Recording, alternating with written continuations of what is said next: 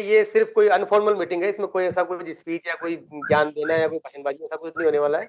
Simply आधा घंटे के लिए अपन लोग बातचीत करेंगे, ठीक है। और उस बातचीत में देखिए, आप सभी लोग या तो पीएचडी कर रहे हैं या आपकी पीएचडी कंप्लीशन पे है, ठीक है ना। और कुछ लोग जो अभी जैसे रुचि मैडम ने ज्वाइन किया हुआ तो पीएचडी पूरी कर चुकी है अपनी, और कुछ फैकल्टी मेंबर्स भी आने वाले हैं। तो यहाँ पे हमने बेसिकली उन्हीं लोगों को इन्वाइट किया है जो रिसर्च कर चुके हैं या रिसर्च अभी कर रहे हैं, ठीक है। और ये जो भी हम पीएचडी में एडमिशन लेते हैं या पूरी मेहनत 3-4 साल के लिए मेहनत करते हैं, सब कुछ आप लोग काम करते हो भाग भाग के, ठीक है। उन सब का कारण क्या होता है कि basically after the PhD you can, if you want to go in academics, तो एकेडमिक्स में एसोसिएट प्रोफेसर बनने के लिए या प्रोफेसर बनने के लिए या फिर आगे बढ़ने के लिए आपको पीएचडी कई जगह हेल्प करती है। तो अगर आप पीएचडी नहीं करोगे तो एज असिस्टेंट प्रोफेसर तो आप ज्वाइन कर सकते हो लेक्चरशिप में, लेकिन आगे जाके प्रॉब्लम आती है। और इंडस्ट्री में भी क्या होता है, जैसे Uma is not in teaching, is in industry, पर इंडस्ट्री में भी अगर आप पीएचडी कर लेते हो तो पीएचडी के बाद में आपके प्रमोशंस में और कई प्रोजेक्ट्स वगैरह लेने में आपको पीएचडी कहीं ना कहीं हेल्प करती है। और obviously while doing the PhD, जो 3-4 साल जो आप ये लिटरेचर रिव्यू करना, एनालिसिस करना, चीजों को कंपेयर करना, नए एक्सपेरिमेंट्स करना, ठीक है ना, देन कुछ आप उनके कंक्लूजन्स निकालना, इससे जो आपका ब्रेन का एक वो एनालिटिकल जो कहते हैं ना कि लेवल ऑफ स्टेटस आपका ब्रेन का जो डेवलप होता है, वो तो हर जगह काम आता है, चाहे वो एकेडमिक्स हो, चाहे इंडस्ट्री हो, चाहे कंपनी हो, चाहे आपकी नॉर्मल जिंदगी में लाइफ में भी हो, सब जगह चीजें काम आती है, ठीक है ना। क्योंकि पीएचडी आपको क्या सिखाती है कि to analyse the existing situation of anything and then to overcome the problems of the existing situation, you do something innovative, something new, you make some experiments, okay, you make some analysis, and out of those experiments and analysis you come out with some conclusion, and that conclusion can help you to make the things better. तो वो तो जरूरी नहीं कि हम PhD खाली academics के लिए करें, पीएचडी आपके नॉर्मल लाइफ में कहीं भी कैसे भी कुछ भी चीजों को सोल्व करने के लिए काम आ सकती है। और जो पीएचडी का प्रोसेस है वो भी आपको लाइफ टाइम हेल्प करता है कि how we can review the existing scenarios, how we can find out the problems, then how we can solve the problems, and while solving the problems, अगर problem आपकी एक तरीके से सोल्व नहीं हो रही है तो then we can change the different methodologies to solve the problem, और जब तक ये प्रॉब्लम सोल्व नहीं होती अपन लोग तरीके से काम करते करते सॉल्यूशन तक पहुंच ही जाते हैं। तो वो एक जो माइंड का जो अप्रोच है ना पीएचडी करते समय, वो एक डेवलप होता है, ठीक है। And finally when you get the degree of PhD, आपके नाम के आगे डॉक्टर लग जाता है। जैसे उमा के नाम के आगे जोशी लगा हुआ है, पूनम के नाम के आगे मिश्रा लगा हुआ है, दिलराज के कौर लगा हुआ है। ये सरनेम तो हमको मिलता है हमारे पेरेंट्स से, फादर से, लेकिन ये प्री नेम जो है डॉक्टर, ये हम खुद अर्न करते हैं। तो पीएचडी इसलिए भी इंपॉर्टेंट है। पीएचडी एक ऐसा कोर्स है जिसको करने के बाद में आपको एक प्री नेम भी मिलता है जिसको हम डॉक्टर बोलते हैं। तो उस प्री नेम के लिए भी पीएचडी जरूरी होती है। तो पीएचडी के तो बहुत सारे फायदे हैं, अभी अपन बैठ जाएंगे तो शाम हो जाएगी बताते हुए, तो पूरा बता नहीं पाऊंगा आपको। लेकिन सिंपली मैं ये बोलता हूँ कि if you want to develop your mind as a analytical mind, जो एनालिटिकल माइंड हो, जो एनालिसिस कर सकता हो, जो चीजों को ध्यान से देख करके कमियों को दूर करके और किसी कंक्लूजन पे निकल सकता हो, वो माइंड आपका डेवलप हो जाएगा जब आप 3-4 साल में पीएचडी करते हो। जैसे आपकी ये दीपिका सक्सेना जी हैं, इनको थोड़ा थोड़ा आइडिया होगा 3-4 साल से पीएचडी पे काम कर रही हैं, तो ये उस प्रोसेस से गुजर चुकी हैं। लिटरेचर रिव्यू का था, चाहे वो एक्सपेरिमेंट्स का था, चाहे सिमुलेशंस वगैरह आपने किए, फिर रिपोर्ट राइटिंग आपने करी, फिर आपने अपनी पीएचडी में डिफरेंट जो आपके हर 6 महीने में प्रोग्रेस रिपोर्ट हुई थी, उनमें जो आपको आइडियाज मिले उससे आपने अपने काम को इम्प्रूव करना भी सीख लिया। ये सारी चीजें आपने सीखी है, तो आपकी पीएचडी ऑलमोस्ट कंप्लीट हो गई, ठीक है। अब तो खाली ठीक है कोई डिग्री मिलनी बाकी, तो मिल जाएगी आपको। और यही प्रोसेस जो बाकी लोग नया स्टार्ट कर रहे हैं, चाहे पूनम हो, चाहे उमा हो, चाहे बाकी लोग हो, दिलराज वगैरह, तो वो भी धीरे धीरे इस चीजों को सारा पूरा कर लेंगे। हम आज बात कर रहे हैं करियर के बारे में, हम खाली पीएचडी के बारे में बात नहीं कर रहे। PhD is a part of your whole career. हमने मैंने पीएचडी कर ली 2007 के अंदर, 7, यानी कि आज से लगभग 13-14 साल पहले, ठीक है।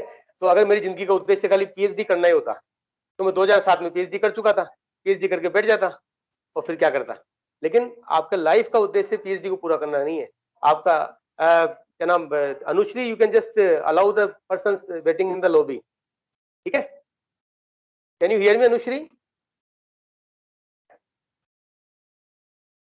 एक तो जिनका वीडियो ऑन नहीं है इसका मतलब वो सुन भी नहीं रहे हैं, इसका मतलब थोड़ा धीरे धीरे शक हो जाता है। ऐसे हमको भी एक्सपीरियंस हो गया है। सर सुन, ये वीडियो सर को सुन वो रहे। वीडियो ऑन को नहीं सुन रहे हो तो वीडियो ऑन करो। सर ड्राइव कर रही हूँ एक्चुअली। ठीक है, ट्राई करो, ठीक है। अनुश्री, आपको लोगों को अलाउ करना, आप तो खुद ही नहीं बात, तो मैं अलाउ करता हूँ, कोई बात नहीं। कुछ लोग लॉबी में वेट कर रहे हैं। नवनीत जी, आप कर सकते हो अलाउ जो लॉबी में वेट कर रहे हो उनको? मैं करता हूँ वेट, चलो। नहीं, मैं नहीं कर पाऊंगा, हाँ, चलो, राइट्स नहीं है मेरे। अब जिनके पास राइट्स है वो तो सुन नहीं रहे, अब क्या करें। चलो फाइन, तो देखिए, एक सबसे बड़ी बात मैं आपसे करना चाह रहा हूं कि पीएचडी एंड करियर, इन दोनों में से बड़ा क्या है, कौन बताएगा? अभी नवनीत जी, रुचि मैडम, आपको बोलने की जरूरत नहीं, आप तो खाली सुनो, लेकिन बाकी जो स्टूडेंट्स हैं वो बताओ मुझे। सर मैं करियर सर। नहीं सर, पीएचडी ज्यादा बड़ी है। पीएचडी ज्यादा बड़ी है, ठीक है, मतलब आप ये कहना चाह रहे हो कि करियर को बिल्ड करने के लिए पीएचडी जरूरी है, इसलिए आप पीएचडी को बड़ा बोल रहे हो। पर अगर मैं अपना खुद का एग्जांपल लूं, या नवनीत जी का एग्जांपल लूं, या रुचि मैडम का एग्जांपल लूं, हम लोगों की पीएचडी तो हो गई, तो अगर पीएचडी बड़ी थी तो फिर खत्म, बड़ा काम किया, कहानी खत्म। एक करियर तो अभी भी चल रहा है ना अपना, करियर तो लॉन्ग लास्टिंग है, 60 साल तक, 70 साल तक, लोग तो रिटायरमेंट के बाद भी काम करते रहते हैं। करियर तो वो चीज है। पीएचडी तो आपकी 3 साल में खत्म हो जाएगी, ज्यादा 4 साल में खत्म हो जाएगी, ज्यादा टैलेंटेड होगा तो 5 साल लगा लेगा, इससे ऊपर तो नहीं लगाएगा, ठीक है ना। तो मैं आपसे कहना चाह रहा हूँ, this PhD is the part of your long career. जो आपका बड़ा सारा करियर है उसका एक छोटा सा पार्ट है पीएचडी, ठीक है। और हाँ, बिल्कुल सही, दिलराज का जो भावनाएं थी वो ये थी कि भाई पीएचडी छोटी भी नहीं है, क्योंकि पीएचडी का रोल आपके करियर को अपलिफ्ट करने में बहुत ज्यादा है। अगर आपकी पीएचडी टाइम पे हो गई, ठीक है, और अच्छे तरीके से आपने कर ली, तो आपके करियर को तुरंत क्या मिलता है, कहता है ना, एक तो सीढ़ियों से ऊपर जाओ, एक सीधा लिफ्ट से ऊपर जाओ। तो पीएचडी करते आप सीधा लिफ्ट से ऊपर जाओगे, तो ये पीएचडी का फायदा भी है। तो ये उमा जोशी पागल नहीं कि नौकरी करते हुए पीएचडी कर रही है, इनको पता है कि पीएचडी होने के बाद में शायद अपनी जॉब में अच्छी हाइक मिल जाएगी, अपन को, या अपन जॉब अगर शिफ्ट भी करते हैं तो एक अच्छे तरीके से रिस्पेक्टफुल जॉब आपको मिल सकती है। बट एक बात आप नोट कर लीजिए, करियर ऑब्वियसली बहुत बड़ा है बजाय के इस पीएचडी से। माना कि पीएचडी जरूरी है, लेकिन करियर बहुत बड़ा है। और यू कैन से PhD is a part of your career and career is the heart of your life. समझ में आ रहा है? ध्यान से सुनना इसको। PhD is a part of your career and career is your heart of your life. तो आपकी जो लाइफ है उसका हार्ट है करियर। मतलब कि जिस दिन आपने करियर अपना खराब कर लिया उस दिन लाइफ खत्म। ये तो बोलते हैं अपन लोग, आपकी जॉब चली गई, आपका बिजनेस चला गया, या मान लो आपको कुछ कहते हैं क्राइसिस आ गए, यानी करियर थोड़ा सा डावाडोल हो गया। जैसे करियर डावाडोल हुआ तो क्या होता है, लाइफ में गड़बड़ चालू हो जाती है ना। इसलिए career is the heart of life and PhD is the part of life और part of career, whatever you can say. चलो, तो ये बात मैंने आपको इसलिए बताई है कि हमको पीएचडी भी पूरी करनी है और अपना करियर भी धीरे धीरे हमको क्या करना है, डेवलप करना है। तो दोनों चीजों पे आपको पैरेलली ध्यान देना पड़ेगा। और since right now you are in the PhD, तो इस समय चूंकि आप पीएचडी में हो, तो जैसे दिलराज ने कहा ना, इस समय तो पीएचडी इंपॉर्टेंट है, इस समय तो आपको पीएचडी बड़ी लग रही है, ठीक है, करियर दिख नहीं रहा। बट आपको शायद पता नहीं कि जब आप पीएचडी पूरी कर रहे हो तो आप करियर के लिए भी कुछ ना कुछ ऑटोमेटिकली कर ही रहे हो। जो लोग पीएचडी में सीरियसली काम कर रहे हैं, जो पीएचडी को 3-4 साल में सीरियसली निकाल लेंगे, वो अपने करियर को भी अपने आप धीरे धीरे क्या कर लेंगे, अपलिफ्ट कर ही लेंगे। लेकिन ये बात आप लोग नोट कर लीजिए, अभी भी बोल रहा हूँ बार बार मैं आपसे, पीएचडी एक छोटी चीज है, करियर एक बड़ा चीज है। क्लियर है यहाँ तक सबको? कभी आगे बढ़े अपन?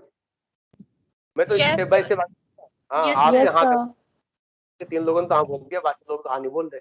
रुचि मैडम की नौकरी सुनी भी नहीं हो तो वो तो फैकल्टी है, सब जानते हैं क्या बोलने वालों। लेकिन जो स्टूडेंट्स है ना, उन लोगों को थोड़ा मेरे साथ साथ चलना है। फाइन। अब एक चीज और है जो बताता हूँ मैं आपको, आदमी को सर्वाइव करने के लिए क्या चाहिए। एक फिल्म भी बनी थी इसके ऊपर। 3 चीज चाहिए बेसिकली, बताओ क्या क्या चाहिए। रोटी कपड़ा और मकान। सब जानते हैं, रोटी कपड़ा और मकान। इंग्लिश में क्या बोलते हैं? फूड, क्लोथ्स एंड शेल्टर, ठीक है। यानी कि हमको बिना फूड के तो हम सर्वाइव ही नहीं कर पाएंगे, बिना फूड के तो आप लोग आगे बढ़ ही नहीं सकते हो। अभी 3 दिन खाना मत खाओ, 3 दिन तो बहुत दूर की बात है। करवा चौथ का खाली आधे दिन का व्रत होता है, पूरे दिन का भी नहीं होता है, ठीक है। सुबह ये मान लो मॉर्निंग से लेकर के जब तक चांद नहीं निकलता है, 10 या 12 घंटे का व्रत होता है। आजकल तो लड़के भी करते हैं व्रत, हम भी करते हैं, तो साथ साथ करना पड़ता है वाइफ के साथ, क्या करें, मजबूरी है। तो 12 घंटे में भूखा रह जाए ना। नहीं है, मैम इतनी अच्छी है कि आपको करना चाहिए उनके लिए। ये कौन बोल रहा है? शक्ल तो दिखा नहीं रहे हो अपने, बस पीछे से बोले जा रहे हो, वीडियो ऑन करते नहीं हो। मोनिका। अच्छा मोनिका मैडम, ठीक है ठीक। हाँ नहीं, मैं तो, मुझे तो पवित्र प्रेम है अपनी वाइफ से, इसलिए मैं उसके लिए व्रत करता हूँ। लेकिन जैसे नवनीत जी उनको करना पड़ता है जबरदस्ती। क्यों नवनीत जी? सब मैं व्हाट्सएप पे या फेसबुक पे मैम के साथ आपकी फोटोज देखती हूँ and it was very nice, अच्छा लगता है। चलो ठीक है, बढ़िया साहब, अच्छी बात है।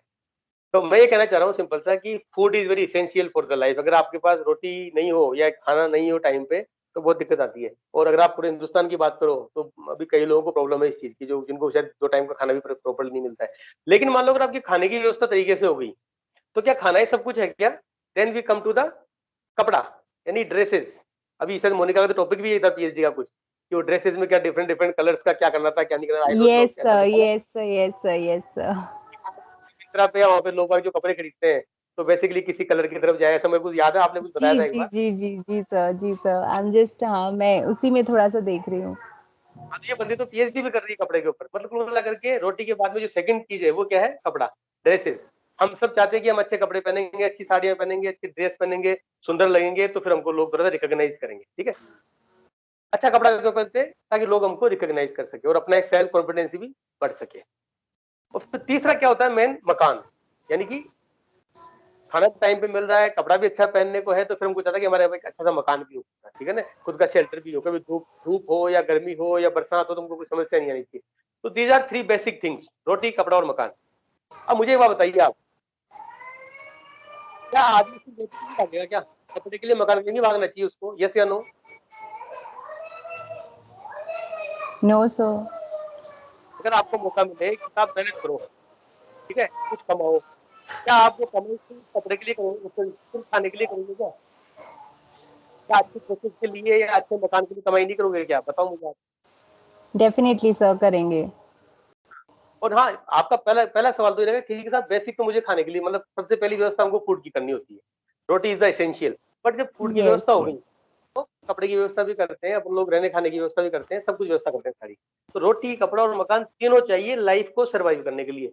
सिर्फ रोटी नहीं चाहिए, सिर्फ कपड़ा नहीं चाहिए और सिर्फ मकान में नहीं चाहिए। कि मकान तो बहुत अच्छा है, महल है, खाने के लिए कुछ नहीं महल में, पर चल सकता है काम ऐसा, ठीक है ना। नो या फिर सर। आपको रखी है कि जिंदगी भर एक ही ड्रेस पहननी है, जैसे कुत्ते को मिलती है घर में आपके, आपका जो पालतू कुत्ता होता है ना, उसको एक ड्रेस देते हो बेचारे को, वो एक उसको पहनता है, तो तुम मिलाता रहता है, अगर तुम कहते हो हाँ बड़ा क्यूट लग रहा है, बट ठीक है वो तो कुत्ता था चल गया, हम तो इंसान है ना, हमको तो रोज नई ड्रेस चाहिए। अच्छा रोज क्या, ये कई तो जो ऐसी ऐसी भी नई नई बहू बनी है हमारी उमा, ये तो सुबह एक ड्रेस पहनती होगी, शाम को दूसरी ड्रेस पहनती होगी, दोपहर में तीसरी ड्रेस पहनती होगी, तो तीन तीन ड्रेसें भी चाहिए होती है ऐसे लोगों को तो। ठीक है, तो मैं कहना चाहता Congratulations हूँ Uma, when you get married sir, कब इसने चुपके चुपके शादी कर ली, बताया भी नहीं। can all congratulate Uma in 14 November she was just married। Oh congratulations Uma. तुम्हारी समझ में दिख रही है आपको चेहरे पे। चलिए ठीक है, तो अभी थोड़ा आगे बढ़ते हैं अपन लोग। देखो सिमिलरली अगर हम बात करें इस रोटी कपड़ा मकान के कंसेप्ट पे, हम बात करते हैं आपकी करियर की। अगर रोटी कपड़ा मकान आपकी लाइफ के लिए जरूरी है, तो आपकी करियर के लिए क्या जरूरी है? करियर के लिए जरूरी है आपका पब्लिकेशन, रिकॉग्निशन एंड प्रोजेक्ट्स। अगर आप एकेडमिक की बात करो, अभी मैं खाली एकेडमिक की बात कर रहा हूँ कि एकेडमिक करियर, यानी जब मैं प्रोफेसर हूँ या कोई भी अच्छा एकेडमिशियन है, देखिए आप अगर टीचिंग में आ रहे हैं तो टीचिंग में आने का मतलब कि असिस्टेंट प्रोफेसर के रूप में हम ज्वाइन करते हैं, then we need some promotions also as a associate professor, then we need again promotion to the professor, और फिर प्रोफेसर के बाद में वाइस प्रिंसिपल, प्रिंसिपल हेड बनना है, या फिर आपको आगे जाकर के pro vice chancellor, vice chancellor, chancellor, और पता नहीं कहाँ डायरेक्टर जाके बन कुछ, there are so many different different opportunities, ठीक है ना। तो एक जो भी आदमी फैकल्टी के रूप में ज्वाइन करता है किसी यूनिवर्सिटी में या कॉलेज में, तो उसका एक कहीं ना कहीं एम होता है कि आगे जाकर के मैं कुछ हायर पोस्ट के ऊपर जाके एज ए प्रिंसिपल या वाइस चांसलर या कुछ जाकर के वहां पे बैठूं, ठीक है। और या फिर this is a process, assistant professor, associate professor, professor, then you become director, dean और something like that, then you become principal, then you become pro vice chancellor, then you become chancellor, then there is a big way to go, ठीक है ना। यहाँ भी क्या है देखो, basic ही बताऊं मैं आपको। अभी क्या होता है कि पब्लिकेशन, रिकॉग्निशन एंड प्रोजेक्ट्स, ये तीन चीज लिख लो आप चाहो तो, और प्रोजेक्ट क्या लिख लो, प्रमोशन चाहो तो, project oblique promotion. So we need three things in our academic career. First of all, we need publications. अब आप बोलोगे साहब अकेडमिक तो बोला ही नहीं आपने कि क्लास लेना, टीचिंग करना, अच्छा पढ़ाना, बच्चे पास हो जाएं, बच्चे फेल नहीं होने चाहिए, उनके अच्छे मार्क्स आने चाहिए, ये तो आपकी ड्यूटी है। अगर आप टीचर हो ना, अगर आप फैकल्टी मेंबर हो, तो फिर आपके बच्चों को पढ़ाना आपकी ड्यूटी है, उनको अच्छा पढ़ाना आपकी मॉरल ड्यूटी है, और आपके बच्चे अच्छे नंबरों से पास हो, आपके बच्चों की अच्छी जॉब लग जाए। जो बच्चे वीक हैं उनको आप कैसे स्ट्रॉन्ग करते हो, जो स्ट्रॉन्ग है उनको आप टॉप करने के लिए कैसे तैयार करते हो, these are the basic duties. लेकिन उसके बाद में हम बात कर रहे हैं एज ए एकेडमिक करियर। जो आपका एकेडमिक करियर है उसके लिए आपकी फर्स्ट ड्यूटी है पब्लिकेशंस। तो पब्लिकेशंस के थ्रू आप क्या कर सकते हो, अपने करियर को बहुत अच्छा लिफ्ट कर सकते हो। अब पब्लिकेशंस भी क्या होते हैं? पब्लिकेशंस आप जैसे मान लीजिए कि भी बात चल रही थी कि भाई आप कॉन्फ्रेंस में अपना वर्क पब्लिश कर सकते हो, आप जर्नल्स के अंदर पब्लिश कर सकते हो, ठीक है ना। आप चाहे तो कोई आपके अच्छे आर्टिकल्स हैं तो न्यूज़पेपर में आप अपने आर्टिकल्स वगैरह दे सकते हो। कई वेबसाइट्स भी हैं जहाँ पे आप ब्लॉग लिख सकते हो, वहां जाके अपना पब्लिकेशन आप दिखा सकते हो। देन कुछ जो अच्छा पब्लिकेशन उसको आप पेटेंट भी कर सकते हो। पेटेंट का मतलब क्या होगा कि आपने अपने पब्लिकेशन को रजिस्टर्ड भी करा लिया। अब वो पब्लिकेशन आपके अलावा कोई दूसरा करेगा तो उसको अलाउ नहीं किया जाएगा। और आपके उस पब्लिकेशन के आधार पर किसी ने कोई बिजनेस चालू कर दिया तो फिर आपको उसको रॉयल्टी भी देनी पड़ेगी। तो देयर आर डिफरेंट थिंग्स। क्योंकि नॉर्मल पब्लिकेशन हो गया कि पेपर पब्लिश किया, एक हो गया पेटेंट। तो पेटेंट तो पेपर से भी ऊपर हो गया, यानी पेटेंट के बाद तो आपको 2-4 पैसे की कमाई भी हो सकती है। तो these all are known as publication. But publication का नेक्स्ट पार्ट आता है रिकॉग्निशन। रिकॉग्निशन का मतलब जो भी आपने अच्छा काम किया, कुछ भी किया, जो भी आपने पब्लिकेशन किया, उस पब्लिकेशन को दुनिया रिकॉग्नाइज तो करे। तो रिकॉग्नाइज कब करेगी? जब आपका पब्लिकेशन अच्छे जर्नल्स में होगा। तो अच्छे जर्नल्स का मतलब क्या है? यूजीसी केयर की एक लिस्ट है, यूजीसी जो अपनी यूनिवर्सिटी ग्रांट्स कमीशन है उसने बकायदा लिस्ट निकाल रखी है कुछ जर्नल्स की, ठीक है ना, या फिर कुछ इंडेक्सिंग एजेंसीज है जैसे Scopus, web of science, SCI, ठीक है। तो अगर आपके पब्लिकेशंस स्कोपस इंडेक्स जर्नल्स में है, एससीआई इंडेक्स जर्नल्स में है, वेब ऑफ साइंस में है, या एटलीस्ट यूजीसी की केयर के जर्नल्स के अंदर है, तो इसका मतलब माना जाता है कि आपका पब्लिकेशन पहली बात तो ऑथेंटिक है, यानी कि पब्लिकेशन आपका अपने आप में क्या कहते हैं कि फर्जी नहीं है ये, क्योंकि आपने अच्छे जर्नल में पब्लिश किया है, अच्छी जगह पब्लिश किया, इसका मतलब आपका जेन्युइन वर्क था, उसका प्लेगिज्म चेक किया गया है, उसका रिव्यू किया गया है कुछ एक्सपर्ट्स के द्वारा, और जिन एक्सपर्ट्स ने रिव्यू किया है वो एक्सपर्ट्स एक तरीके से उसी फील्ड के एक्सपर्ट्स थे, इसको बोलते हैं पीयर रिव्यू करना। और एक होता है ब्लाइंड रिव्यू। ब्लाइंड रिव्यू का मतलब कि इधर when reviewers are reviewing your paper they don't know who are you, क्योंकि आपका नाम पता उनको रिवील नहीं किया जाता है, क्योंकि जो आपको जानता है वो तो उसका भाईबंदी भी कर दे, फेवर भी कर दे आपके साथ, ठीक है। लेकिन जो आपको जानता ही नहीं है उसके पास सिर्फ आपका काम जाता है और वो खाली आपके काम को चेक करता है, और काम को चेक करने के लिए वो सब्जेक्ट का एक्सपर्ट है, इसको बोलते हैं पीयर रिव्यू। तो पीयर रिव्यू प्रोसेस के थ्रू जब आपका काम चेक होता है और आपके बारे में चेक करने वाले को जानकारी भी नहीं है, तो सिर्फ वो आपके काम को देख करके यस या नो बोलता है। और जब उसने आपका पेपर सेलेक्ट किया है या एक्सेप्ट किया है, इसका मतलब आपके काम में दम था, और जब उस काम में दम था उस काम को पब्लिश किया, ठीक है। और तो पब्लिश करने वाला जो व्यक्ति है जो इस प्रोसेस से यानी प्रॉपर रिव्यू करा रहा है, प्रॉपर काम को चेक कर रहा है, फिर पब्लिश कर रहा है, तो उस तरह के जो जर्नल्स हैं या जो भी उस तरह की जो भी प्रोसीडिंग्स वगैरह है वो तो कहलाती है ऑथेंटिक यानी ऑथोराइज। और उनको ऐसे जर्नल्स को या ऐसी ऐसी बॉडीज को चेक करता है यूजीसी, और यूजीसी ने अपने यूजीसी केयर नाम की लिस्ट निकाल रखी है, उस लिस्ट में उन सब जर्नल्स के नाम दे रखे हैं या उन प्रोसीडिंग्स के नाम दे रखे हैं जिनके पब्लिकेशन ऑथेंटिक है। तो एक तो आप लोग जब भी पब्लिकेशन करें तो आप ध्यान रखें कि हम पब्लिकेशन यूजीसी केयर से जो लिस्टेड जर्नल्स हैं उन्हीं में करें। तो ये पब्लिकेशन करना सही जगह पे, गलत जगह पे नहीं करना, ये सब कहलाएगा रोटी की तरह। रोटी, कपड़ा, मकान, 3 चीज थी ना। तो पहला स्टेप तो हो गया कि सही जगह मेरा काम पब्लिश हो जाए, इसका मतलब रोटी की व्यवस्था तो हो गई। अभी कपड़ा कैसे आएगा? कपड़ा is known as recognition. Recognition का मतलब क्या है कि जो पेपर आपने पब्लिश किया सही जगह तो पब्लिश किया, आपके पेपर को पब्लिश करने वाला ईमानदार आदमी था, अच्छा आदमी था, कोई गलत प्रैक्टिसेस नहीं करता, वो सिर्फ सही पेपर पब्लिश करता है। लेकिन वो जो जर्नल है, जो भी प्रोसीडिंग्स है, उसकी भी क्या होता है कि इंडेक्सिंग होती है आगे जाकर के, और वो इंडेक्सिंग गूगल स्कॉलर में आप जानते हो, गूगल स्कॉलर में तो हर किसी जर्नल का नाम आ जाता है और हर किसी ऑथर का नाम भी आ जाता है, क्योंकि गूगल तो खाली क्या करता है कि भाई जो कुछ भी ऑनलाइन है, चाहे गलत था, चाहे सही था, चाहे फर्जी, चाहे ऑथेंटिक, चाहे कुछ भी, जो कुछ भी ऑनलाइन है उसको ढूंढ ढांड करके दिखा देगा आपको। That is called Google scholar indexing. तो गूगल स्कॉलर इंडेक्सिंग तो खाली अवेलेबिलिटी एंड नॉन अवेलेबिलिटी उसी को चेक करती है। लेकिन कुछ इसके ऊपर भी है, Scopus, SCI, web of science, वो क्या करते हैं कि भैया पेपर जो था अवेलेबल तो था, लेकिन उसके बाद में वो जो पेपर जिस जगह पब्लिश है, जिस जर्नल में, प्रोसीडिंग में, या जिस कंपनी के द्वारा पब्लिश है, जिस एडिटर के द्वारा पब्लिश है, उन एडिटर्स की ब्रांड वैल्यू क्या है मार्केट में। तो ब्रांड वैल्यू के हिसाब से होते हैं फिर Scopus indexing, web of science की इंडेक्सिंग या एससीआई की इंडेक्सिंग। ये 2-3 नाम ही बोल रहा हूँ, बाकी इंडेक्सिंग की तरह different bodies all over the world. जब आपका स्कोपस या web of science index papers के अंदर यानी जर्नल्स में या प्रोसीडिंग्स के अंदर जब पेपर आपको पब्लिश होता है, तो क्या होता है कि जैसे अभी आप रिसर्च कर रहे हो, तो आपको रिसर्च करते समय आपको जेन्युइन काम चाहिए, क्योंकि आपसे आपका गाइड बोलता है कि भैया लिटरेचर रिव्यू करो, और लिटरेचर रिव्यू में जो चीजें दिखाई गई है उन्हीं के आधार पर आपके पीएचडी का टॉपिक बनेगा। तो लिटरेचर रिव्यू अगर आपने गलत जगह कर लिया तो फिर आपकी पीएचडी गलत दिशा में चली जाएगी।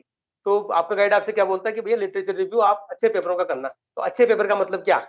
अच्छे पेपर का मतलब जो स्कोपस इंडेक्स है, वेब ऑफ साइंस इंडेक्स है या एससीआई इंडेक्स है। तो जब उस तरह के पेपर्स में आप रिव्यू करते हो तो आपको अच्छा मैटर मिलता है, और फिर अच्छे मैटर के आधार पर आप क्या करते हो, अपनी पीएचडी को तरीके से आगे बढ़ाते हो। ऐसे ही क्या होता है, जब आप लोग अपना काम पब्लिश करोगे अच्छे जर्नल्स के अंदर जो एससीआई या स्कोपस या वेब ऑफ साइंस की इंडेक्सिंग वाले हैं, तो जो अदर रिसर्चर्स हैं वो आपके पेपर को डाउनलोड करेंगे, ठीक है। लेकिन अदर रिसर्चर्स आपके काम को ऑथेंटिक कब मानेंगे या अच्छा कब मानेंगे? जब आपका काम एससीआई में, स्कोपस में, वेब ऑफ साइंस के अंदर पब्लिश्ड है। तो जब आपका काम सही जगह पब्लिश होगा तो सही आदमी उस काम को डाउनलोड करेगा, उसको रीड करेगा, और जब आपके काम को कोई रीड करता है और वो काम उसके काम का निकलता है तो वो उसमें कुछ मैटर को यूज भी करता है। और वो एक नया पेपर लिख रहा है या नई रिसर्च कर रहा है या नई थीसिस लिख रहा है, और वो मेंशन करता है कि भाई अपनी थीसिस में कि भाई as per miss Uma and doctor Rathore, या as per miss Poonam and mister Navneet Sharma, या as per Monika and Neha Tiwari, this is the things like that. उन्होंने एक्सपेरिमेंट किया था, उन्होंने इसको पब्लिश किया, और वो कहते हैं कि आउटकम ऐसा आता है, तो उसके आधार में भी ऐसे काम करना चाह रहा हूँ। इसको बोलते हैं साइटेशंस करना। जो नए रिसर्चर्स आते हैं, नए रिसर्चर्स एग्जिस्टिंग रिसर्चर्स के पेपर्स को डाउनलोड करके पढ़ के अपनी रिसर्च में उन पेपर्स को क्या करते हैं, साइटेशंस करते हैं। और जब नए रिसर्चर्स आपके पेपर्स को साइटेशंस करेंगे, तो वो जो आपकी इंडेक्सिंग बॉडीज हैं, स्कोपस, वेब ऑफ साइंस या एससीआई, वो सब इसको देख रही होती है कि विजय सिंह जी का एक पेपर छपा था, उस पेपर को दुनिया के 50 लोगों ने साइट किया है, ठीक है ना। तो फिर वो जो पेपर साइट होते हैं ना आपके, जितने ज्यादा पेपर आपके साइट होंगे, उतना ही आपका एच इंडेक्स और आई इंडेक्स बढ़ता है। अब ये एच इंडेक्स आई इंडेक्स क्या है वो डिटेल में बाद में पढ़ेंगे अपन लोग, लेकिन सिंपली मान लीजिए हम जब एकेडमिक करियर की बात करते हैं, तो एकेडमिक करियर में दुनिया को क्या पता कि आप कितना अच्छा कर रहे हो, कितना बुरा कर रहे हो, ठीक है। तो आपके पब्लिकेशंस के थ्रू दुनिया को पता लगता है कि आप कितना अच्छा कर रहे हो, कितना बुरा कर रहे हो, ठीक है। अगर आपके पब्लिकेशंस अच्छे हैं, उन पब्लिकेशंस के अच्छे साइटेशंस हैं, तो आपने नोट किया होगा आपका एच इंडेक्स धीरे धीरे बढ़ता है। जैसे मेरा एच इंडेक्स पहले स्टार्टिंग में, आज से अगर 10 साल पहले की बात करो तो 1 था, ठीक है। फिर करते करते करते अभी आज की तारीख में एच इंडेक्स हो गया मेरा 8 का मतलब 8। और जब 10 को क्रॉस कर जाएगा, तो जैसे एच इंडेक्स 10 को क्रॉस कर जाएगा, तो दुनिया की कई ऐसी बॉडीज हैं जहां पे मैं आगे जाकर के कुछ अप्लाई कर सकता हूँ, या उनका मेंबर बन सकता हूँ, या फिर मेरा रिकॉग्निशन थोड़ा सा और आगे बढ़ जाएगा। इसी को बोलते हैं कपड़ा। इसको क्या बोलते हैं, कपड़ा। कपड़ा का मतलब जो हमको रिकॉग्निशन देता है, जिससे लोग हमको जानते हैं। रोटी तो खाली अपन ने अपना काम अच्छी जगह पब्लिश किया, वो रोटी वाला काम तो हो गया, लेकिन रिकॉग्निशन कब मिलेगा, जब आपने जो काम पब्लिश किया है वो जब साइटेशंस होंगे, और साइटेशंस के बाद में जब आपके जो इंडेक्सिंग है आपकी खुद की पर्सनल एच इंडेक्स या आई इंडेक्स, वो जब धीरे धीरे आगे बढ़ेगा, ठीक है ना, तो आपका रिकॉग्निशन वर्ल्ड लेवल पे हो जाएगा।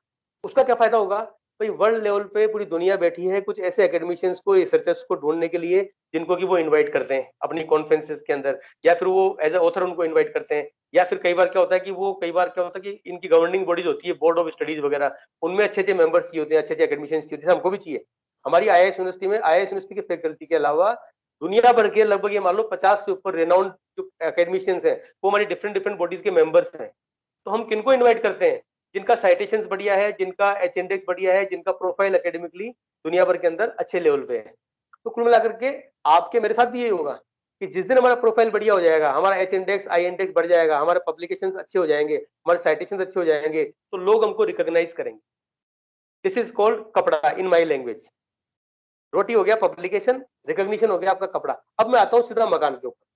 जिस तरह आपकी लाइफ के अंदर रोटी, कपड़ा, मकान तीनों चाहिए, ऐसे आपके एकेडमिक करियर के अंदर publication, recognition and projects and promotion. Project को, प्रमोशन को अपन एक कैटेगरी में रखा है। अभी प्रोजेक्ट्स क्या है, देखो शायद आप में से कई लोगों को तो पता भी नहीं है, और जैसे नवनीत सर है, रुचि मैडम, जो सीनियर लोग हैं, जो बाकी फैकल्टी मेंबर्स हैं, उनको थोड़ा बहुत आइडिया है।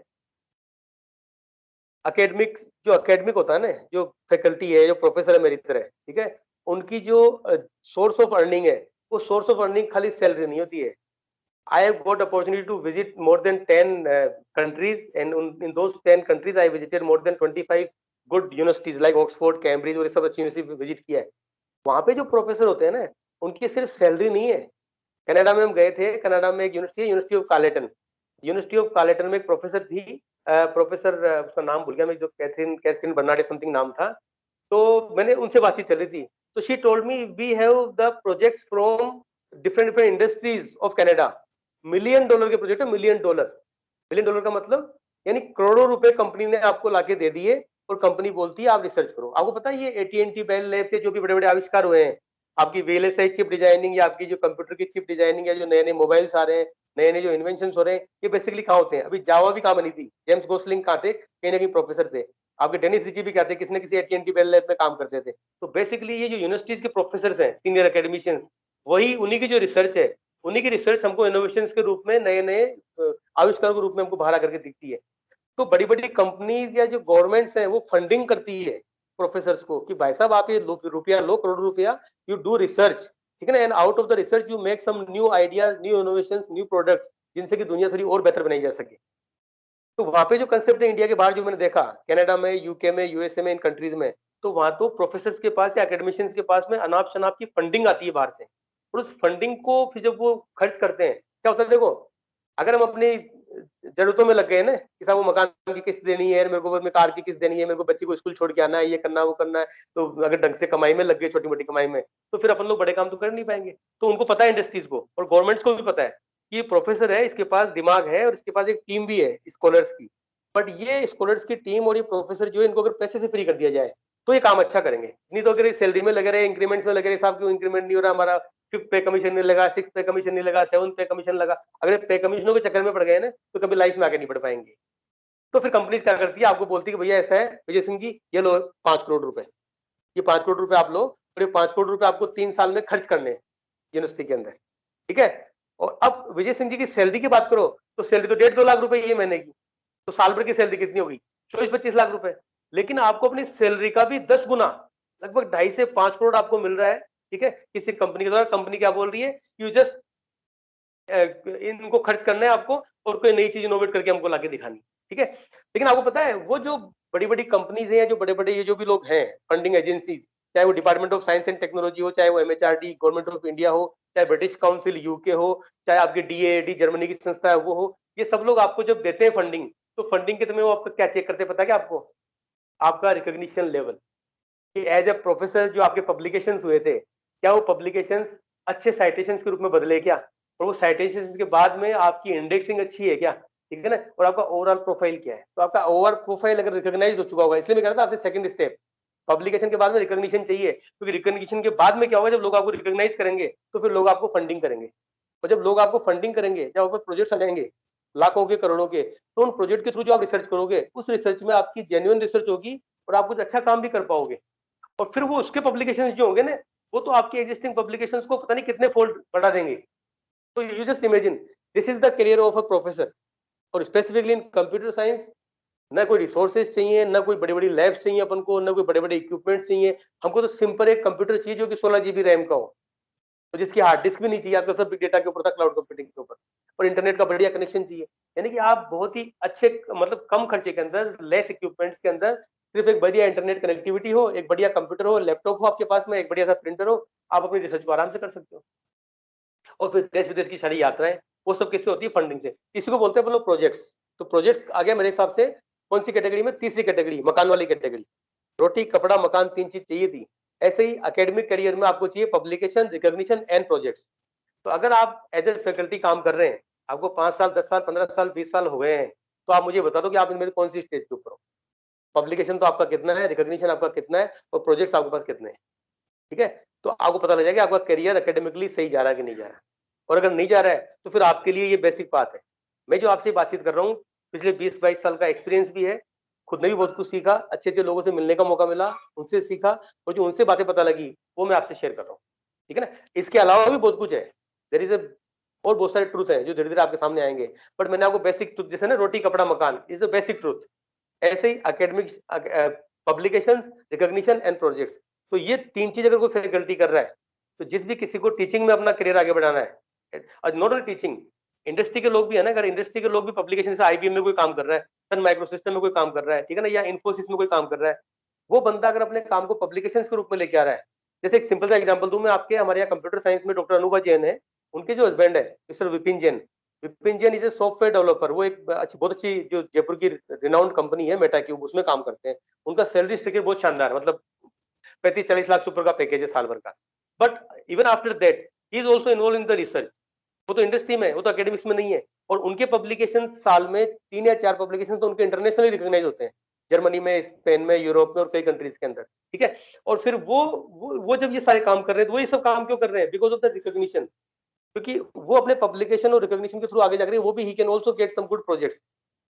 और मैंने प्रोजेक्ट के आगे एक बात और लिखाई थी, प्रमोशंस। प्रमोशंस का मतलब कि जो कुछ भी आप कर रहे हो ना, वो जितना भी आप कमा रहे हो, तो आप उससे एक स्टेप आगे जाते हो। तो आपका स्टेटस अगर आपको एक स्टेप आगे लेके जाना है, या आपको अपने स्टेटस को प्रमोट करना है, तो उसके लिए भी पब्लिकेशन और रिकॉग्निशन चाहिए। तो कुल मिलाकर के आई लाइक टू समराइज और I like to conclude that अगर आप अच्छे पब्लिकेशंस करोगे और आपको अच्छे साइटेशंस मिलेंगे, तो आपका अच्छा रिकॉग्निशन होगा, और आपके अच्छे रिकॉग्निशन के आधार पर आपको अच्छे प्रोजेक्ट्स मिलेंगे, और आपका प्रमोशन भी उस तरीके से बढ़िया तरीके से हो जाएगा। अब एक बात आती है कई बार कि सब अभी कुछ स्टूडेंट्स सवाल पूछ रहे थे, मैंने कहा ना आपसे कि PhD बड़ी है कि करियर बड़ा है, तो आपने कहा साहब करियर बहुत बड़ा है। तो बड़ा तो करियर है, बट हम सोच क्या रहे हैं खाली PhD के बारे में। हम खाली क्या सोचते हैं कि साहब यूजीसी का रूल था, यूजीसी के रूल में लिखा होता है कि साहब एक पब्लिकेशन तो जर्नल में चाहिए, एक पब्लिकेशन कॉन्फ्रेंस में चाहिए और एक पब्लिकेशन स्कोपस इंडेक्स होना चाहिए, यूजीसी के लिस्ट में नाम होना चाहिए साहब। तो अगर ये होगा तो हम हमारे काम को पब्लिश कराएंगे, अदरवाइज हम काम को पब्लिश नहीं कराएंगे। तो एक दो स्टूडेंट आए मेरे पास में कि सर वो तो अभी जैसे हम एक कॉन्फ्रेंस कर रहे हैं फिक्रेटीज के नाम से, 7-8 जनवरी को है वो, IIS यूनिवर्सिटी में होगी, फिजिकल मोड पे कॉन्फ्रेंस है। उस कॉन्फ्रेंस में दुनिया भर के कम से कम 10 से 12 देशों के लोग आ रहे हैं और बहुत अच्छा कॉन्फ्रेंस होने वाला है फिजिकल मोड पे। उसमें जो पब्लिकेशन है वो स्प्रिंगर एक कंपनी है, स्प्रिंगर की LNS सीरीज है जो कि स्कोपस इंडेक्स है और वेब ऑफ साइंस इंडेक्स है। यानी उसमें जब पेपर आपको पब्लिश होगा ना, तो जो रिकॉग्निशन की बात करते थे अपन लोग, वो रिकॉग्निशन आपका नेक्स्ट लेवल पे जाएगा, क्योंकि उस LNS सीरीज में अगर आपका पेपर पब्लिश होता है तो तुरंत वो स्कोपस में इंडेक्सिंग हो जाएगा सेकंड डे, और विद इन 1 और 2 मंथ में वो इंडेक्स हो जाएगा वेब ऑफ साइंस के अंदर। और वो जब वहां पे इंडेक्स हो जाएगा तो पेपर आपका लोग डाउनलोड भी करेंगे, साइट भी करेंगे, और जब साइटेशंस होंगे तो आपका एच इंडेक्स, आई इंडेक्स अपने आप बढ़ जाएगा। तो अब तो रिकॉग्निशन की जो प्रॉब्लम है वो इससे सोल्व हो जाएगी। बट लोगों का क्या सवाल आता है कि नहीं सर वो तो हमको तो हमारी यूजीसी के नॉर्म्स में लिखा हुआ है या पीएचडी के नॉर्म्स में लिखा हुआ है कि आपका अगर पेपर जर्नल में पब्लिश होगा ना तो हम उसकी पीएचडी को पूरा होने देंगे, अदरवाइज साहब वो तो जर्नल में नहीं, इसलिए आपका वो पेपर जो है ना कंसिडर नहीं किया जाएगा। चलो बिल्कुल ठीक है, यूनिवर्सिटी का जो रूल है या यूजीसी का जो रूल है वो आपकी पीएचडी को पूरा करने के लिए, कि भाई पीएचडी को पूरा करने के लिए एक जर्नल पब्लिकेशन, एक कॉन्फ्रेंस पब्लिकेशन चाहिए। ये तो मिनिमम 2 हो गए ना, ये तो मिनिमम रोटी हो गई। अपन को रोटी कपड़ा मकान तीनों चाहिए थे ना, तो आप क्या खाली रोटी की तैयारी करोगे क्या? आप क्या खाली पीएचडी को पूरा करने की तैयारी करोगे? अगर जिस समय आप 3 साल 4 साल अपनी पीएचडी कर रहे हो तो जो पीएचडी के मिनिमम जो रिक्वायरमेंट्स हैं वो तो आप पूरी करो, वो तो आपको करनी भी पड़ेगी, उसके बिना आपकी पीएचडी पूरी नहीं होगी। लेकिन क्या अगर आपको मौका मिलता है कि पीएचडी की मिनिमम रिक्वायरमेंट्स के अलावा, मतलब कि अगर आपको मौका मिलता है कि रोटी के अलावा कपड़ा भी मिले, मकान भी मिले, तो नहीं लोगे क्या? यस या नो बताइए मुझे एक बार बोल के आप लोग। यस अगर आप लेंगे, डेफिनेटली लेंगे। फिर भी I have got the call from all over India, all over India से, और ये कॉल इंडिया से आती है, खाली इंडिया के बाहर से नहीं आती। आई डोंट नो इंडिया के बाहर के लोग इतने समझदार क्यों है। हमारे यहाँ पे मेरे पास चेन्नई से, आपके क्या कहते हैं ये बैंगलोर से, गुजरात से, उधर जम्मू कश्मीर से, कई जगह से 2-4 कॉल आए कि सर वो तो आपकी कॉन्फ्रेंस पब्लिकेशन तो क्या है कि वो तो बुक प्रोसीडिंग्स है, वो तो कॉन्फ्रेंस प्रोसीडिंग्स है, हमारे तो पीएचडी में से लिखा होगा जनरल होना चाहिए साहब। मैं कहा बिल्कुल ठीक है, पीएचडी में जनरल लिखा हुआ, जनरल में पब्लिश कराओ आप, ठीक है, ये तो कॉन्फ्रेंस की प्रोसीडिंग है। लेकिन यहाँ पे आपकी व्यवस्था हो रही है कपड़ा और मकान की भी। आप मुझसे क्या पूछ रहे हो कि साहब रोटी की व्यवस्था करा रहे हो क्या? अरे रोटी की व्यवस्था तो कहीं से भी कर लोगे, कपड़े मकान की व्यवस्था जो कर रहा है ना आपकी, वो बड़ा है कि छोटा है? यस या नो?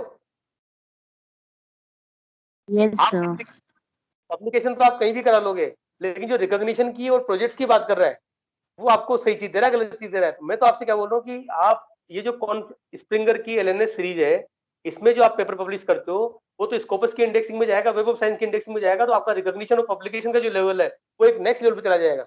और आप शायद अपनी पीएचडी पूरी करने के पहले पहले जब आपके ये स्कोपस इंडेक्सिंग के 3 या 4 पेपर हो जाएंगे ना, तो जैसे आपकी पीएचडी कंप्लीट होगी, तो पीएचडी के बाद भी जिंदगी है और उसी के लिए आप पीएचडी कर रहे हो। आप जब कहीं अप्लाई करते हो किसी एनआईटी में, आईआईटी में या किसी गवर्नमेंट यूनिवर्सिटी में, कहीं भी आप अप्लाई करते हो जॉब के लिए, और जॉब के टाइम पे 4 लोग पीएचडी किए हुए आए, 3 लोग तो वो आए पीएचडी किए जो समझदार थे। इन्होंने क्या किया, यूजीसी केयर के चक्कर में, एक सिंपल जर्नल था कोई जिसकी कोई हाई फाई ना, ठीक है जर्नल जेन्युइन था कोई यूजीसी केयर में, लेकिन इंडेक्सिंग का क्या, ठीक है ना। तो वो क्या किया उन्होंने, 3 जनों ने क्या किया, अपनी पीएचडी नॉर्मल तरीके से करी, यूजीसी केयर के अंदर गए, जर्नल्स में गए, पब्लिकेशन भी कराया, पीएचडी पूरी भी कर ली। चौथा जो बंदा था ना, चौथा बंदे ने क्या किया, यूजीसी केयर में उसके 1-2 पब्लिकेशन थे, उसके अलावा उसके ये जो कॉन्फ्रेंस मेरी वाली कॉन्फ्रेंस हो रही है, मान लो बाकी और भी इंटरनेशनल कॉन्फ्रेंस है, वहां भी उसके 5-7 पब्लिकेशन थे, क्योंकि उसने कभी सोचा ही नहीं है कि मुझे पीएचडी पूरा करने के लिए पब्लिकेशन करनी चाहिए। उसको क्या लगा, मुझे अपने करियर के लिए पब्लिकेशन करने। तो हुआ क्या, जब इंटरव्यू होता है, मैं तो कई इंटरव्यू कमेटी के अंदर एज ए एक्सपर्ट मेंबर बैठा हूं, मुझे पता है कैसे सिलेक्शन होते हैं। क्योंकि क्या होता है कि जब 4 लोग पीएचडी के आ गए और एक ही आदमी चाहिए, तो फिर वो एक आदमी कौन सा सिलेक्ट किया जाएगा, वो किया जाएगा जिसका एच इंडेक्स, आई इंडेक्स या साइटेशंस या पब्लिकेशंस हाई लेवल के ऊपर है, ठीक है ना। तो वहां पे वो 14 बंदा सिलेक्ट हो गया। वो 14 बंदा कौन था, जिसने आके ये नहीं पूछा कि सर वो तो यूजीसी में तो ये नियम लिखा हुआ है, हमारी यूनिवर्सिटी में तो ये नियम लिखा हुआ है कि एक जनरल का होना चाहिए, उसका होना चाहिए, इसका होना चाहिए। तो अगर आप सिर्फ रोटी की व्यवस्था में रह गए तो फिर रोटी खाते रहो, मुझे कोई दिक्कत नहीं। लेकिन अगर आप कपड़ा मकान की व्यवस्था भी कर लोगे, यानी सिंपली अब पब्लिकेशन के साथ में रिकॉग्निशन एंड प्रोजेक्ट्स इनकी व्यवस्था भी कर लोगे ना, तो आपका करियर एक नेक्स्ट लेवल पे जाएगा। और आई होप कि आप सभी लोग इंक्लूडिंग मी, हम सभी लोग एक अच्छे करियर की तैयारी कर रहे हैं। हम खाली पीएचडी को पूरा करने की तैयारी नहीं कर रहे या आपको खाना पूर्ति नहीं कर रहे हैं, ठीक है ना, हम एक अच्छे करियर की तैयारी कर रहे हैं। अभी मैं बताऊँ आपको, मेरा खुद का लाइव एग्जाम्पल दे रहा हूँ मैं आपको, इसमें कोई बड़ी वाली बात नहीं है। मैं भी शायद लगभग 20-22 साल एकेडमिक्स में हो गए, पीएचडी किए हुए मुझे 12 से 13 साल के ऊपर हो गए, मेरे अंडर में कम से कम 25 लोगों ने पीएचडी कर ली, ठीक है। लेकिन पिछले 5 साल में जो मेरे पब्लिकेशन है खुद के, 5 साल पहले मैं भी समझदार था आप में से कई लोगों की तरह, मेरा भी ये था कि नहीं जर्नल से, हम तो जर्नल से पब्लिश कराएंगे, हम कॉन्फ्रेंस में क्यों कराएं, कॉन्फ्रेंस से क्या होता है, वो तो कहीं कंसिडर ही नहीं होता है। लेकिन आप मानोगे नहीं, 2015 के बाद जो मेरे पब्लिकेशन थे, 2015 से लेकर के 2021 आ गया, 6 साल हो गए। वो 6 साल के पब्लिकेशन में मेरे जो 80% पब्लिकेशन है, 80% वो सब ये स्प्रिंगर, IEEE, जो आपके क्या कहते हैं, Scopus indexing, web of science की कॉन्फ्रेंस के प्रोसीडिंग्स के पब्लिकेशन है बेसिकली। और उन्हीं पब्लिकेशंस के आधार पे मेरा जो एच इंडेक्स था, वो पहले अगर 2015 के पहले का आप देखोगे ना, वो कंपेटिटिव स्टडी आई थी नेट के ऊपर, आप देख सकते हो, किसी का भी, मेरा भी देख सकते हो। 2015 के पहले जो मेरी इंडेक्सिंग थी, वो एच इंडेक्स था मेरा 1 और 2। अभी मेरा एच इंडेक्स चल रहा है 7-8 के आसपास। और उसी एच इंडेक्स के आधार पे एक ब्रिटिश काउंसिल है यूके के अंदर। तो ब्रिटिश काउंसिल क्या होती है, हर साल कुछ प्रोजेक्ट्स देती है, इंटरनेशनल प्रोजेक्ट्स। अभी हमको लास्ट वीक एक प्रोजेक्ट मिला है, जो कि है तो 15 लाख रुपए का, ज्यादा बड़ा प्रोजेक्ट नहीं है, 15 लाख का प्रोजेक्ट है। लेकिन वो इसी आधार पे मिला है कि विजय सिंह जी, आपका जो एच इंडेक्स है वो 8 है। पूरे राजस्थान से कम 10-12 एप्लीकेशंस थी, पूरे इंडिया से 164 एप्लीकेशंस थी, और 164 में से खाली 23 एप्लीकेशंस को सिलेक्ट किया गया है ब्रिटिश काउंसिल यूके के द्वारा। और राजस्थान से खाली अकेली एप्लीकेशन सिंगल अपने IIS यूनिवर्सिटी की, जो मेरे थ्रू गई थी, ठीक है, और वो सिलेक्ट हो गई। कारण क्या था, H index was 8 and publications was good and those publications was 80% in the conference proceedings. तो अगर मैं सिर्फ उसी में लगाया था कि खुद की पीएचडी करनी है और मेरे बच्चों की पीएचडी करानी है, और मेरे बच्चों की पीएचडी मुझे करानी है, तो उनकी पीएचडी के लिए मुझे यूजीसी केयर और जर्नल्स वगैरह मैं इसी में लगा रहता है, तो फिर वो प्रोफाइल मेरा अपलिफ्ट कभी हो ही नहीं पाता। और वो प्रोफाइल अगर अपलिफ्ट नहीं होता, तो फिर मुझे इस तरह का प्रोजेक्ट नहीं मिलता ब्रिटिश काउंसिल का। और अब देखो, इस ब्रिटिश काउंसिल के प्रोजेक्ट का सेकंड स्टेप क्या है। फर्स्ट स्टेप तो क्या है कि 15 लाख रुपए देंगे वो, और ये 15 लाख रुपए हमको 3 महीने में खर्च करने हैं, ये कंडीशन है उनकी।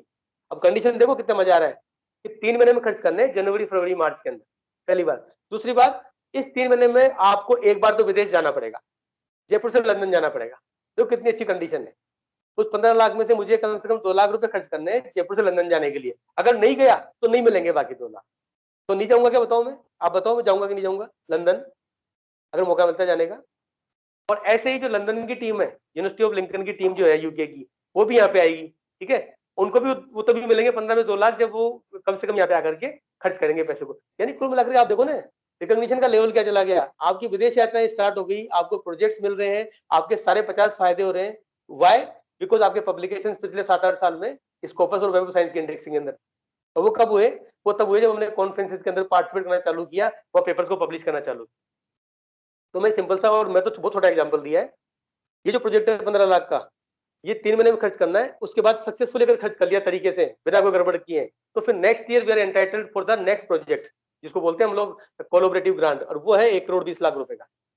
और एक हमने प्रोजेक्ट अप्लाई किया अभी इटली के अंदर। इटली की कुछ यूनिवर्सिटीज है, यूनिवर्सिटी ऑफ मिलानो और university of mollies and the polytechnic university of बारी। तो वहाँ के 5 प्रोफेसर हैं और 3 प्रोफेसर IIS यूनिवर्सिटी के, इंक्लूडिंग मी।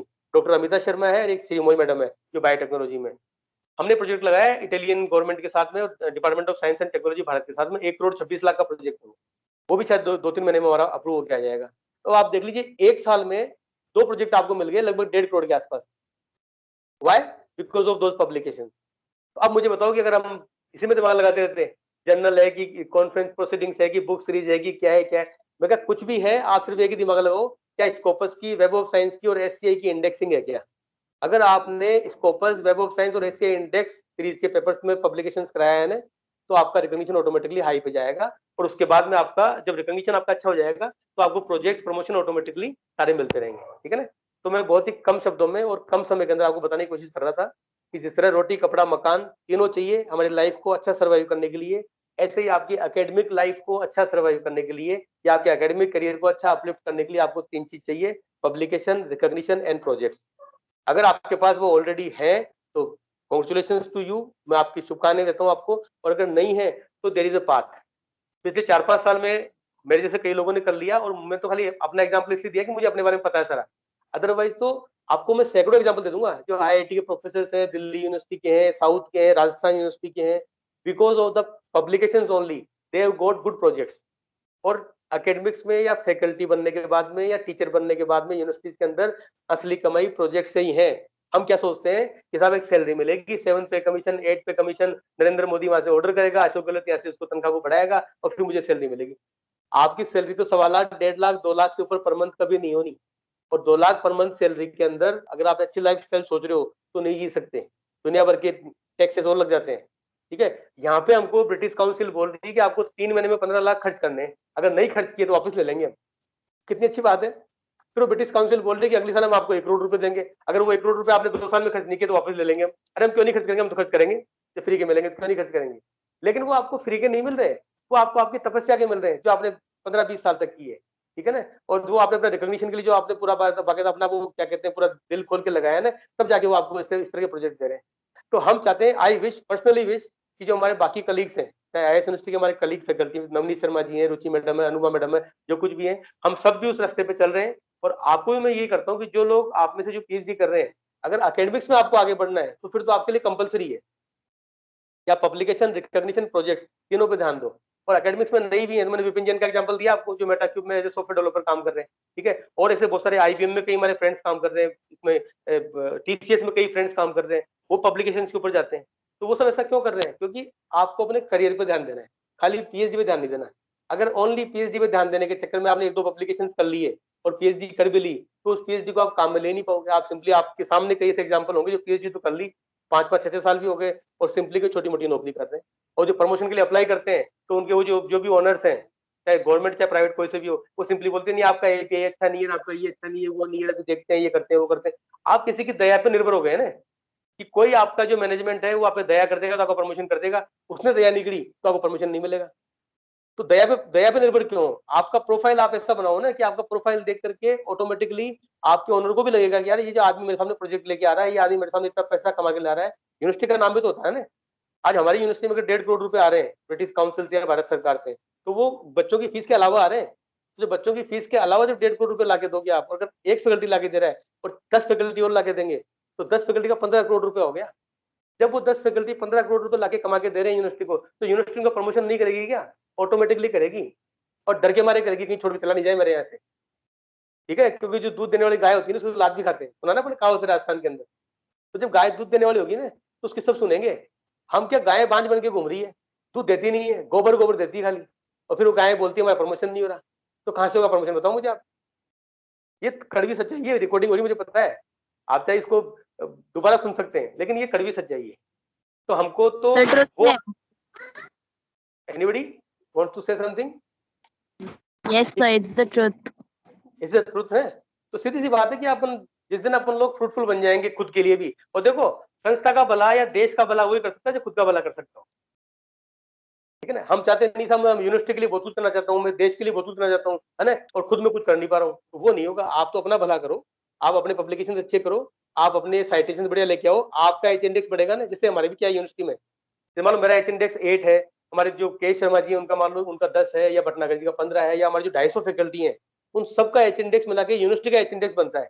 तो अगर यूनिवर्सिटी का एच इंडेक्स 25 से ऊपर हो जाएगा, तो आपको पता है नेक में, एनबीए में, एनआईआरएफ में जो ग्रेडिंग मिलती है या फिर जो भी रैंकिंग मिलती है, उस रैंकिंग में भी एच इंडेक्स काम आता है, खाली प्रोजेक्ट की बात नहीं है। तो यूनिवर्सिटी को पता है कि मेरे यहाँ का एम्प्लॉय अगर अच्छे पब्लिकेशंस कर रहा है, उसके साइटेशंस बढ़िया हो रहे हैं, उसके पब्लिकेशंस अच्छे हो रहे हैं, उसकी एच इंडेक्सिंग बढ़ रही है, तो उसके आधार पे यूनिवर्सिटी का प्रोफाइल भी बढ़ता है। तो यूनिवर्सिटी की ग्रेड भी बी से फिर ए हो जाएगी, ए से ए प्लस हो जाएगी। तो कौन सी यूनिवर्सिटी नहीं चाहती है हमारी ग्रेड ए प्लस हो जाए? और यूनिवर्सिटी की ग्रेडिंग के अंदर ये भी चाहिए कि भाई आपकी यूनिवर्सिटी में कितने प्रोजेक्ट्स आए, कितने करोड़ के प्रोजेक्ट्स आए, कितनी कंसल्टेंसी आए, कितने पेटेंट्स किए, कितने पब्लिकेशंस किए। तो पब्लिकेशंस, पेटेंट्स, कंसल्टेंसी, प्रोजेक्ट्स, ये सब किससे आएगा? रिकॉग्निशन से। रिकॉग्निशन किससे आएगा? पब्लिकेशन से। पब्लिकेशन कहाँ कराऊं? तो जनरल में कराएंगे हम तो, क्योंकि हमारी पीएचडी पूरी नहीं होगी उसके बिना। तो आपको डिसाइड करना है, ठीक है ना, कि खाली पीएचडी पूरी करनी है कि लाइफ को पूरा करना है, खाली रोटी की व्यवस्था करनी है कि कपड़ा और मकान की व्यवस्था भी करनी है। तो मैंने जो आपको पाथ बताया है वो पाथ पूरा का पूरा रोटी, कपड़ा, मकान तीनों के लिए। और आपको जो पाथ फॉलो करना है वो किसके लिए करना है? You decide yourself. So with that I conclude my interaction. It was not a speech, it was simply interaction with you. I wanted to tell you something, क्योंकि क्या था कि मुझे कुछ क्वेरीज मिल रही थी, तो ये रिकॉर्डिंग जो है आप अपने सेव कर लेंगे और भी कई जगह शेयर कर लेंगे, ताकि बाकी लोगों को जवाब मिल जाए, जो बार बार पूछते हैं कि साहब कॉन्फ्रेंस प्रोसेसिंग में क्यों छपाएं, हम तो जनरल में छपाएंगे, यूजीसी का नियम तो ऐसे बोलता है, हमारी यूनिवर्सिटी का नियम तो ऐसे बोलता है। तो यूजीसी के नियम, यूनिवर्सिटी के नियम बिल्कुल सही है, लेकिन वो रोटी की व्यवस्था के लिए। और मैं आपसे बात कर रहा हूँ रोटी, कपड़ा, मकान तीनों। ठीक है, सिर्फ पब्लिकेशन कराना है तो कहीं भी करा लो, लेकिन पब्लिकेशन के साथ रिकॉग्निशन भी चाहिए, तो फिर आपको Scopus and web of science and SCI indexing के थ्रू जाना ही पड़ेगा। और रिकॉग्निशन के बाद प्रोजेक्ट्स भी चाहिए, फिर तो आपकी मजबूरी है कि आप SCI, वेब ऑफ साइंस और स्कोपस इंडेक्सिंग के पेपर ही पब्लिश कराओ, ताकि आपको आगे जाकर के उसका फायदा मिल सके। Otherwise choice is all yours. Now the stage is open for the question answers. If you want to ask anything, you are most welcome. या किसी को कुछ बोलना है तो बोल सकता है, मेरा काम तो हो गया पूरा। Anybody? Sir, it was very nice to hear you and got some great knowledge from your side. Thank you so much, sir. Anybody else? कोई क्वेश्चन पूछना हो? If you have any confusion, if you want to create any confusion, especially the scholars who have joined this year. If you have any questions, you can ask from sir.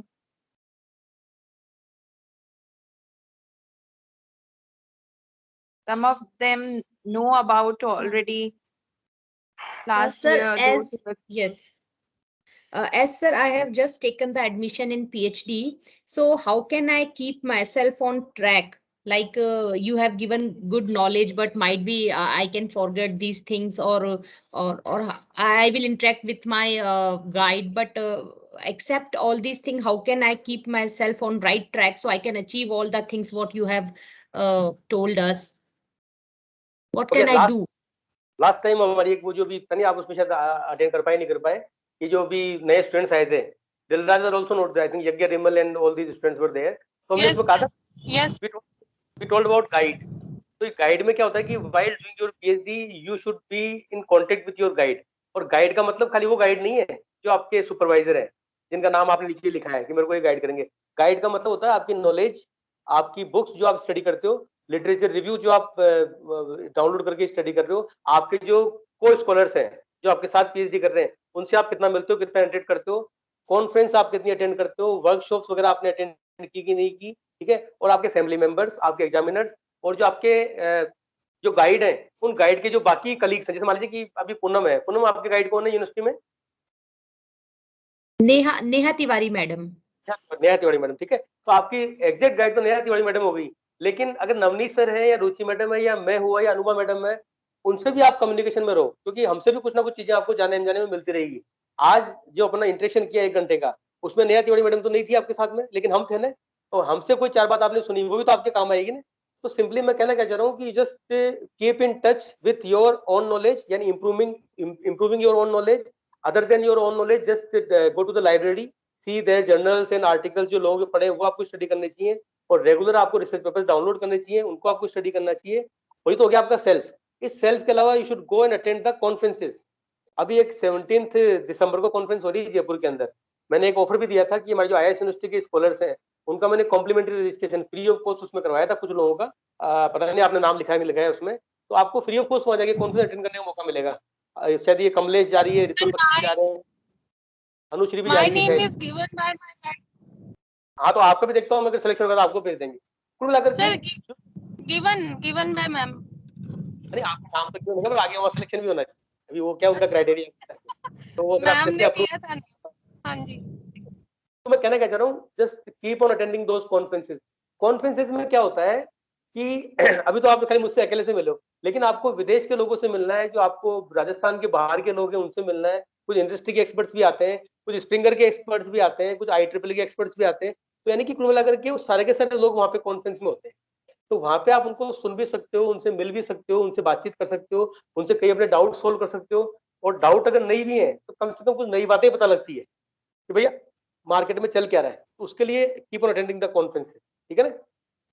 तो जैसे आप ये 3 साल का आपका PhD का time है, उसमें आपको आइसोलेशन में नहीं रहना, यानी अकेले नहीं रहना। अपन क्या करते हैं कि खाली गाइड से मिलते हैं, कि ज्यादा थोड़ा बहुत छोटा मोटा काम कर रहे होते हैं, हर 6 महीने में आगे एक बार अपनी रिपोर्ट दिखा दी, वहां से PhD चल रही है। ऐसे PhD नहीं चलती। आपको you should keep in touch with all your guide, your colleagues, your को रिसर्च स्कॉलर्स। आपके गाइड के जो कलीग्स हैं उनसे आप कनेक्शन में रहोगे। You keep on attending the conferences.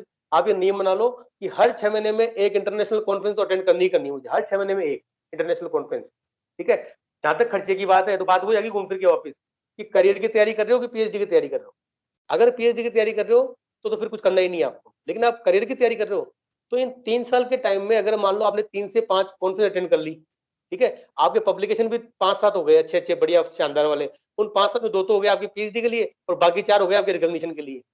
और जब उस प्रोफाइल को लेके आप जाओगे ना असिस्टेंट प्रोफेसर के इंटरव्यू के लिए, चाहे गवर्नमेंट में या कहीं पे भी, तुरंत सिलेक्शन होगा आपका। क्योंकि आप ये मान के चलना, जो आपके साथ पीएचडी कर रहे हैं वो खाली पीएचडी के नियमों से पीएचडी कर रहे हैं, और आप क्या करोगे, पीएचडी के नियम भी फॉलो करोगे प्लस एड ऑन भी करोगे। जहाँ पे खाने के साथ आइसक्रीम भी मिलती है ना, उसको लोग पसंद करते हैं।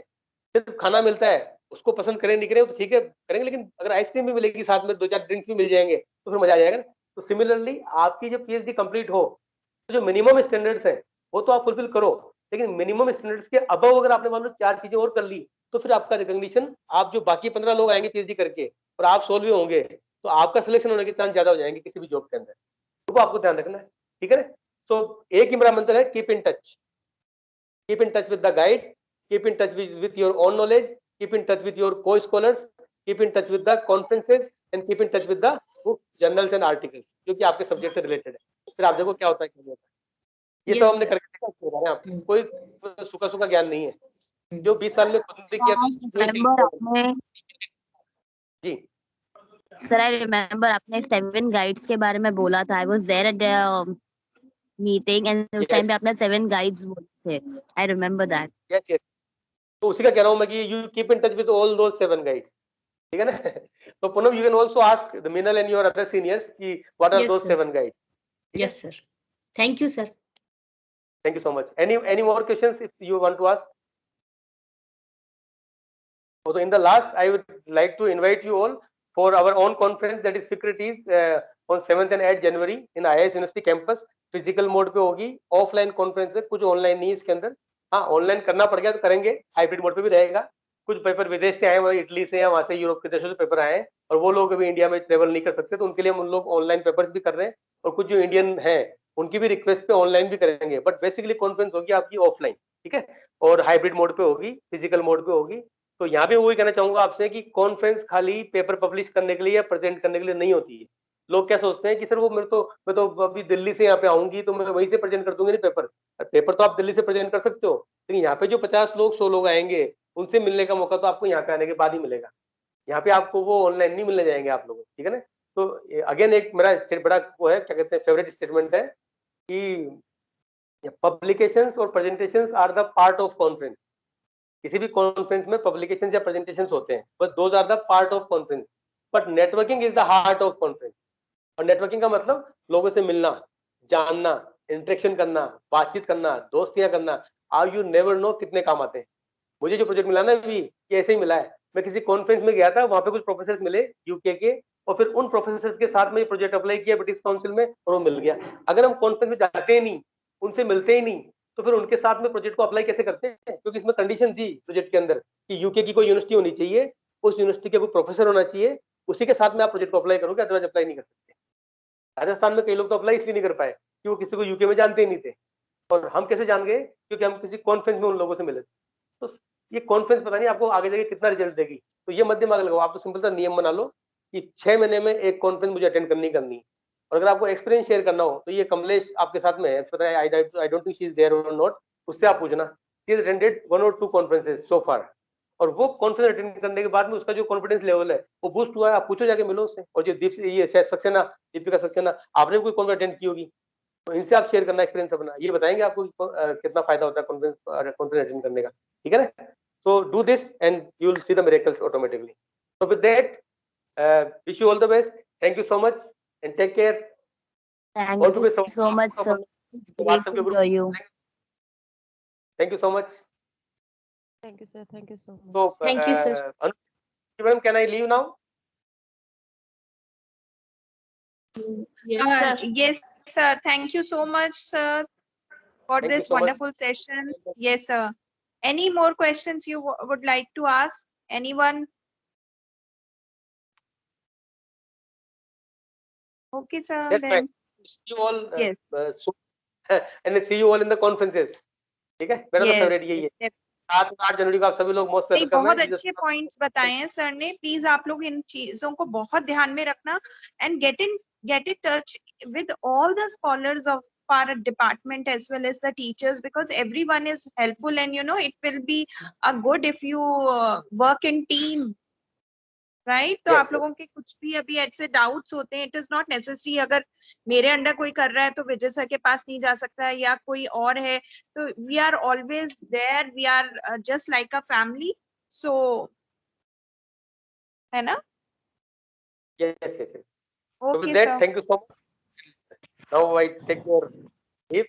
Thank you so much. Bye bye and take care. Thank you, sir. Thank you so much. Bye. Thank you. Thank you so much, sir.